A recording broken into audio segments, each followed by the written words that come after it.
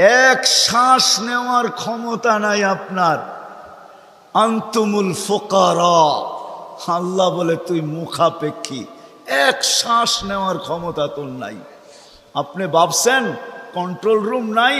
আমার হাতে শ্বাস নেওয়ার ছাড়া, যদি আপনার হাতে শ্বাস নেওয়ার ছাড়া হইতো তাহলে 2020-এ কেন বলতো আর মিডিয়ায় কেন আসতো যে আমার সমস্ত সম্পত্তি লেখা নাও, আমাকে একটু স্বাভাবিক শ্বাস নিতে দাও?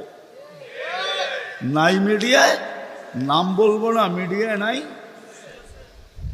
মিডিয়া উঠে দেখেন ভেন্টিলেটর কেন তৈরি হতো।